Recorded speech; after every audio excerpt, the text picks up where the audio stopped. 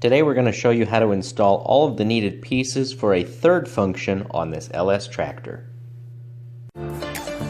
Simply Country Tractors and Excavators, your new source of information, reviews, and how-tos on LS, Gateau, and more.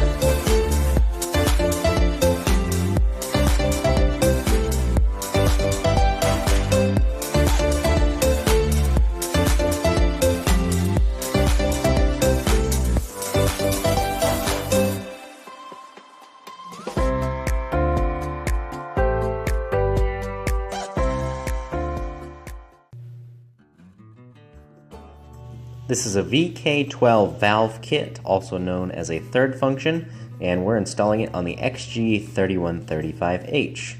The first thing you need to do is remove the seat, unplug that connector underneath, and remove the 4 bolts on the top.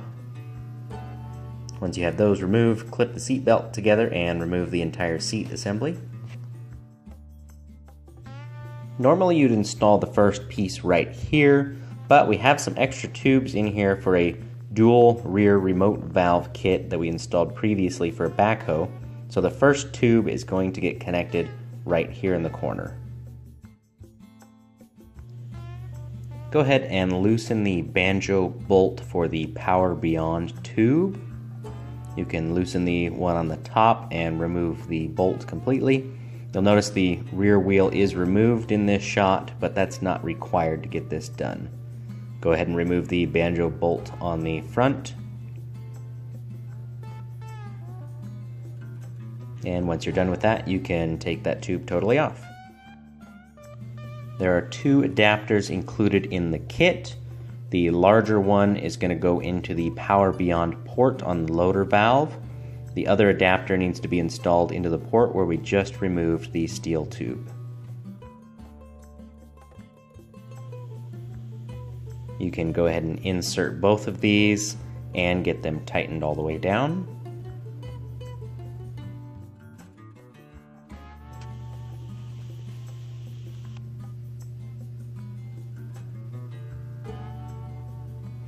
And we have 4 hydraulic lines going to the front loader. The bolt that goes on the mount needs to be removed. We just need to remove the lower bolt. The upper bolt can remain in place. Slide the new valve from your kit into this hole and go ahead and tighten it down.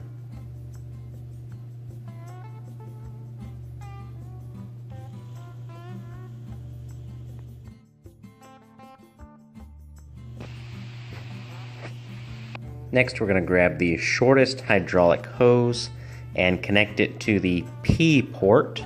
Looking at the valve, that's the one on the left. And we're going to run that underneath. And here you can see that we added a 90-degree fitting just to make the installation a little bit easier and cleaner.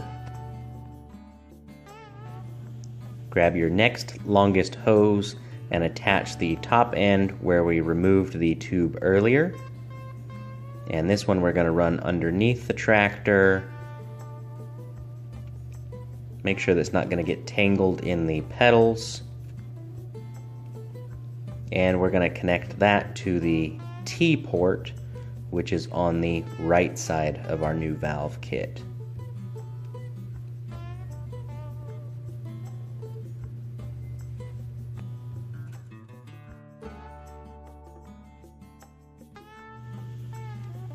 Once your 2 hoses are in place, go ahead and tighten all 4 connections down. Make sure to also tighten the nut that sits right up against the base of the valve on both of the hoses as well.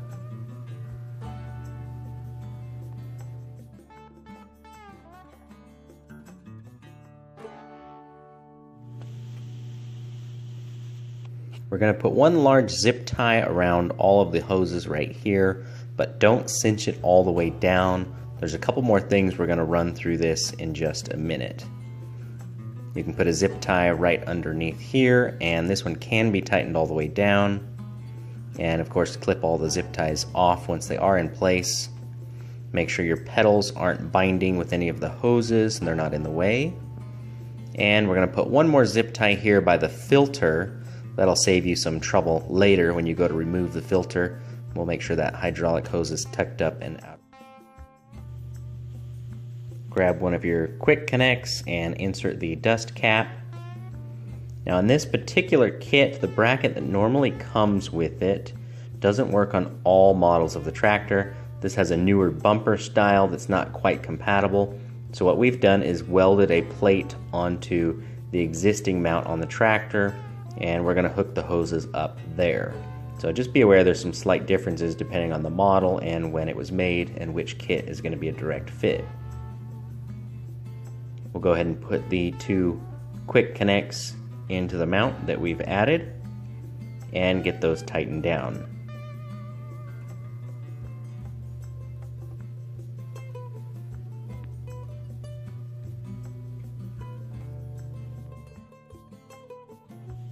Next, grab your longest two hoses. You're going to connect them, run it through this metal ring alongside the tractor and up to those front quick connects we just installed. And make sure your lines are clear and out of the way. We'll zip tie those up later. The kit comes with one male and one female connector. The attachment we've been using as of late come with two male connectors. So instead you'll see that we've changed these out to two female connectors.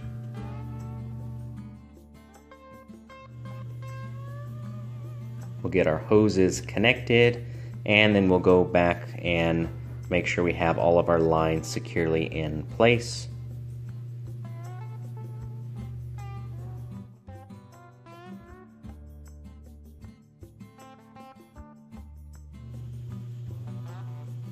Now we have one red wire that's coming out of our new valve kit.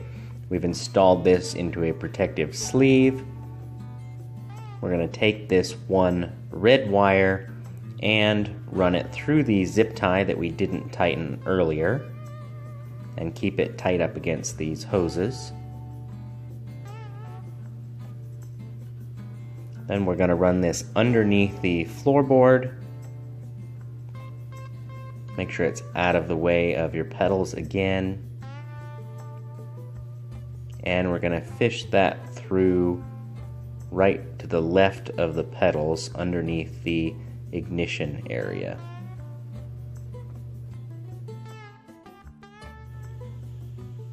Now we're going to go ahead and remove this cover plate over the ignition.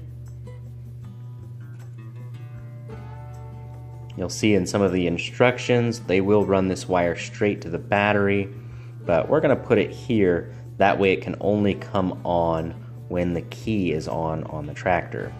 So you have a black wire on the right that we're going to disconnect. And then we have a thick white wire on the left. We're going to go ahead and cut that, and that's what we're going to splice into. The kit comes with a fuse, so we're going to install that first.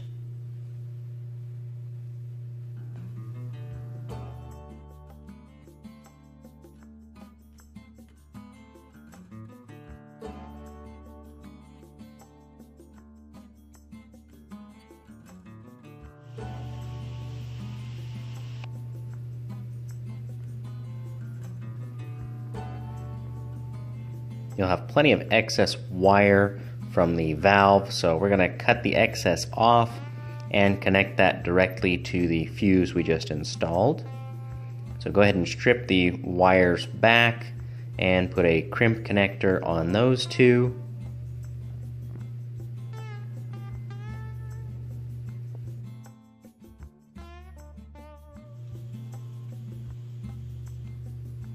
With that done, you can go ahead and reconnect these two connectors going to your ignition switch and put the ignition cover back in place on the tractor.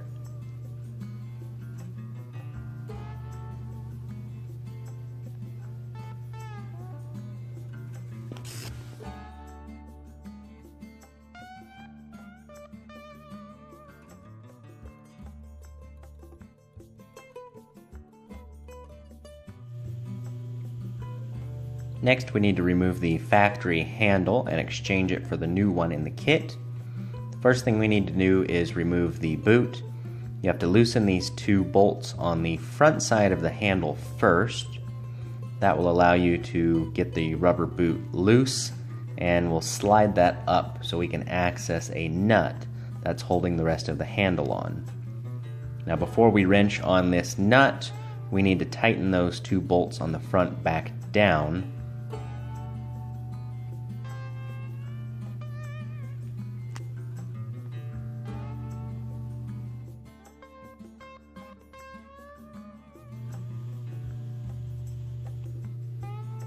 Now we can properly loosen the nut and start twisting the handle all the way off.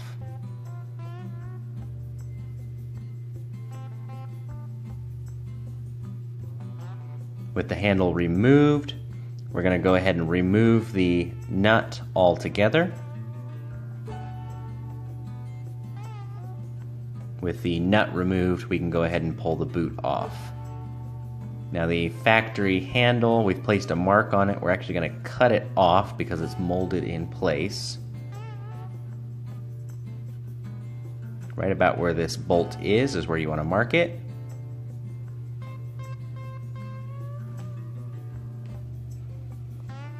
So we'll take our small hacksaw and cut all the way through the handle and through the steel portion of the handle.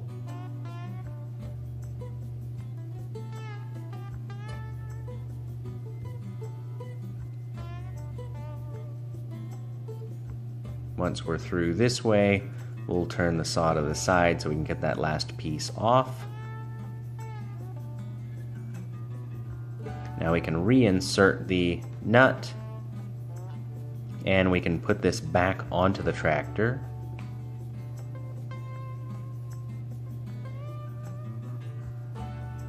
Go ahead and tighten that down, and we can slip the cable through the boot. We're going to need to plug this into the valve assembly in a moment. Slip it through the boot and through the bottom of the box here in the corner. We're going to reinsert the rubber boot onto the box.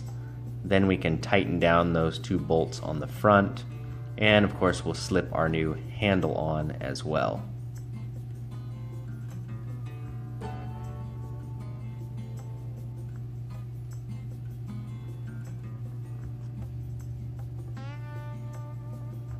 So turn the handle around to the correct orientation, and you have a small Allen bolt and then a nut to tighten to hold everything in place.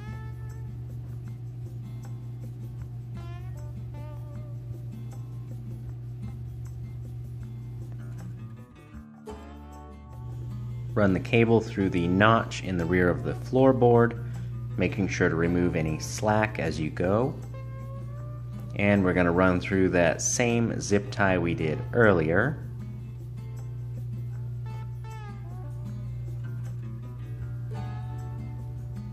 And we're going to plug this into the right side of the new valve.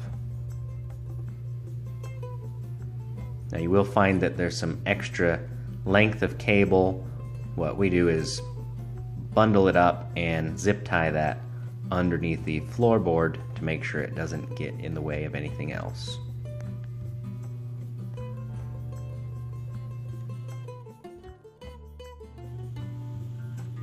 And we're just about done. Make sure to reconnect the cable underneath your seat and put your 4 bolts back in place. Thanks for watching another one of our tractor videos. If there's something you'd like to see installed on an LS tractor, please leave a comment below and let us know. Make sure to subscribe, hit that like button, and we'll see you again soon.